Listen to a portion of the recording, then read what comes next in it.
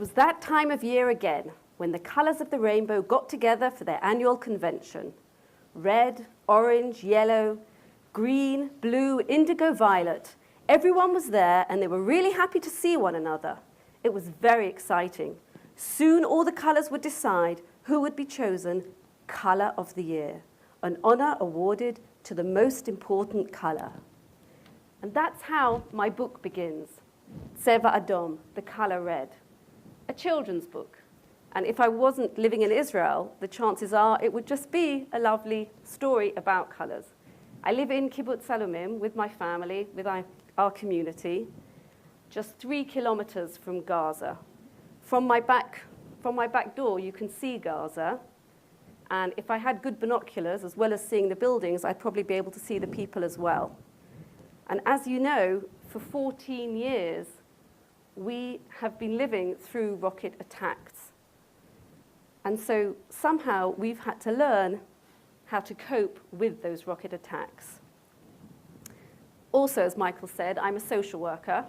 And unlike Michael, I have a very strong passion for drama. And I run drama groups for children on the kibbutz. And 6 years ago, I was running such a session in a building that had absolutely no protection from the Qassam rockets. There we were in the building, and suddenly the alarm was sounded. And this is what it sounds like.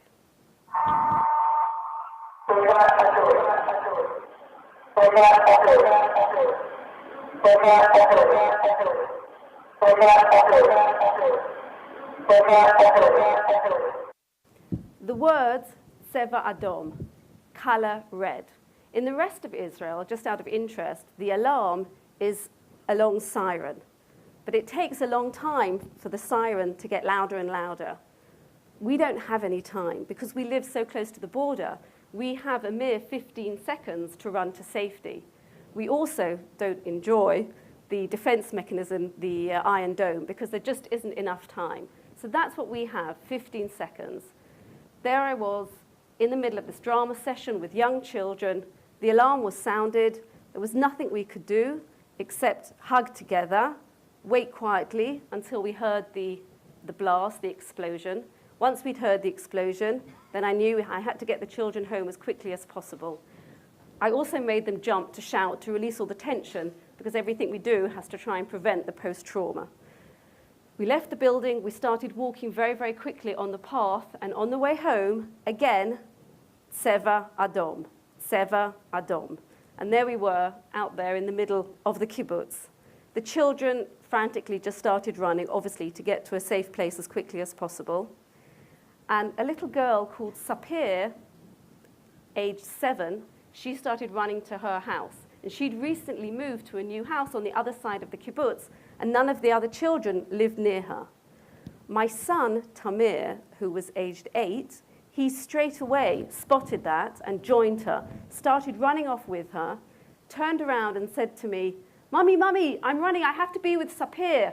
There's nobody to be with her. I have to take care of her. I have to look after her." And then suddenly he stopped and said, "But Mummy, when I come back from taking Sapir home, I'll be by myself on the path. Who's going to take care of me?" So in that instant, my 8-year-old son has already defined and embraced his role in life to take care of Sapir, to take care of smaller children. And in that instant, I asked myself as well, Esther, you're a mother. What's your role? How do you protect him?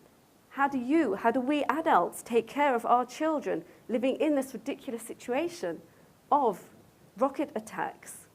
And I knew I had to do something.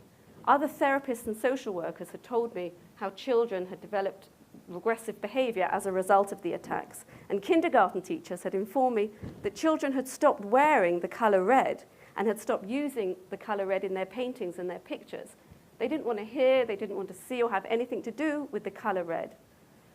I knew I had to do something. And that is how my book came about. And in my story, the colors come together, and each color stands up and tells what he's done during the year. blues painted the sky, and greens painted the vegetation, and all the beautiful flowers, and the atmosphere is wonderful, and everybody's cheerful. And then it comes to the turn of color red. And we find that color red has crept into the corner and is crying. And color red doesn't want to be seen and doesn't want to be heard. And the other colors approach color red and say, what's the matter? What's the problem? And color red explains. Nobody wants to hear color red. Nobody wants to be a part of color red. When they hear color red, children and adults, they're scared, they're frightened. Children scream. Animals even run away and hide. Nobody wants to hear or see color red. And then the other colors understand what's happening. And they explain to color red, children aren't scared of you. They're scared of the rockets. And so they should be. We are scared of the rockets. They cause damage. They hurt people. We have to be scared of them. But you, color red, you're there to protect the children. Because when they hear that sound, Seva Adom, color red, they know they have 15 seconds to run to safety. In the same way that when we go to the beach and the red flag is flying, we know not to go into the sea because it's dangerous. You protect the children. You're their friend. And color red stands up and embraces his role. And the rest of the colors decide that he should get the award for all that he is doing. Color red, you are great, looking after the children so it won't be too late. Color red, we love you, looking after the children in all that you do. Color red had embraced his role in the same way that Tamir, at grand old age of 8, had embraced his role. I embraced my role to find some way to help children deal with everything. Our kibbutz, we embrace our role to remain where we are, carry on functioning, carry on growing, and not be put off by the terrorists who want to try and make us budge. And indeed, the whole of Israel embraces its role by providing a homeland for all of us. And you here in the diaspora, you have your role. And we felt that this year in such a huge way because, as you know, this summer was the worst it's ever been. I find it even difficult to describe it. I even find it difficult to go back and remember it. As you know, it began with the kidnapping and the murder of 3 boys. And our soldiers were out looking for the boys, and the rockets started coming in. As I say, it's difficult to describe, to understand what that means. Constantly, Seva Adom, 10 minutes later, Seva Adom, 10 minutes after, Seva Adom, one after the other. So we were barely able to leave our homes. Our kibbutz had to make a decision. Do we stay where we are or do we evacuate? Which other kibbutzim had done so.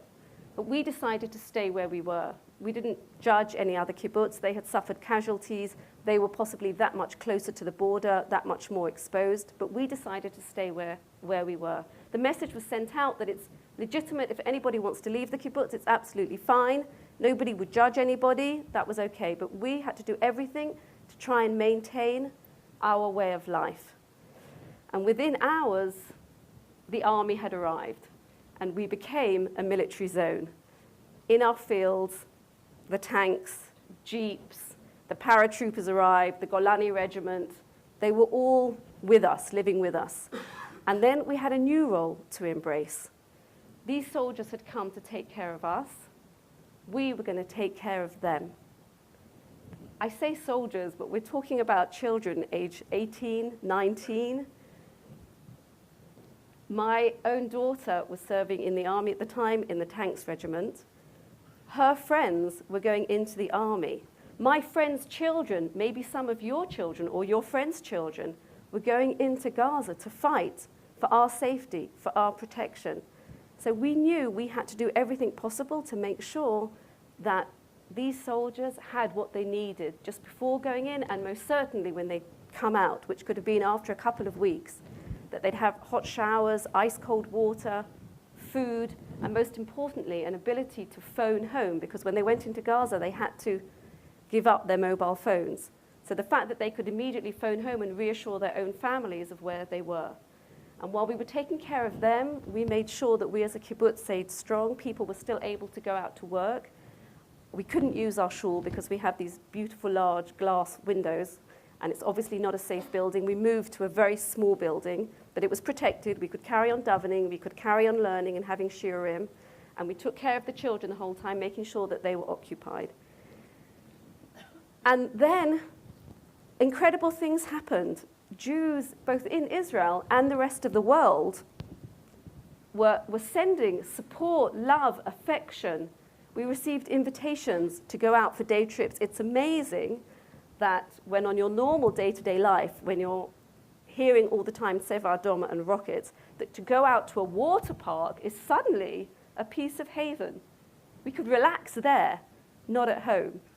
At home, our senses were on full alert the whole time, listening out the whole time for the alarms, checking with our eyes to see where we have to go, listening again to hear the bomb blast. We could tell whether it had fallen in a field nearby or possibly the kibbutz next door, and then coming out, finding out what had happened, had there been any damage.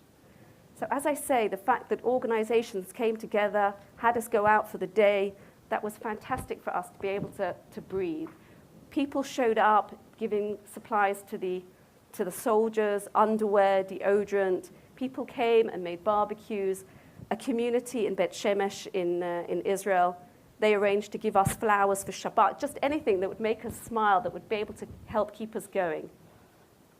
It was absolutely fantastic. It didn't matter if you were religious, not religious, what organization you belonged to, if you were right wing, left wing, whatever you followed, everybody came together and formed this incredible link, which is, for us, the Jewish people, everybody embraced their role, supporting and helping as we went along. What was also very, very difficult for me on a personal level was to watch the foreign news, because all of a sudden in the foreign news, I'd become the baddie. I was feeling a victim, but I'd become the baddie because I was hurting others, which is something I would never want to do. I didn't want any of this to happen. But what encouraged me so much and helped me was seeing the rallies, seeing the demonstrations, following on Facebook all the groups, speaking out, and people going and saying, you know, we have to be there, we have to speak for Israel, we have to do our thing. As difficult as it was, and it was incredibly difficult, that is what helped keep us going. And just when we thought we had reached our absolute levels of how we could deal with fear and with living in such anxiety, a new fear crept in, and that was the fear of the tunnels. One night we were at home, most evenings we were at home, and we received a message on our telephones telling us that stay inside, under no circumstances to go outside. We had to lock our doors, which may sound completely normal here in London. Obviously, when you're in your house, you lock your door. But where we are on kibbutz, we don't have to lock our doors inside. We had to stay inside, turn the lights down low, because there was a fear that terrorists had come through a tunnel and could potentially be inside our kibbutz. Just the idea was impossible to fathom. It was just overwhelming. Once again, I stepped outside of my comfort zone. I'm not somebody who generally shares my emotions with other people, certainly not on Facebook. But this time I felt it was really, really important to get that message outside, that people should understand what we're going through. And once again, I received a huge amount of support and encouragement. I'd stepped out of my comfort zone and was comfortable doing so. To this day, we don't know as a community if we did make the right decisions, staying where we were, exposing our children to the dangers. We have to just hope that we did the right thing. As I mentioned, during the summer, it was extremely, extremely difficult. And what really helped us was stepping back and seeing that link and embracing those roles that we had to take. With the children that I work with, I converted my book into a play. And the children acting in the play each took on a role, blue, green, yellow. And we talked about understanding what it's like to have a role, what it means to live where we live. They all embraced their roles. And at the end of the story, they all come together to form a rainbow.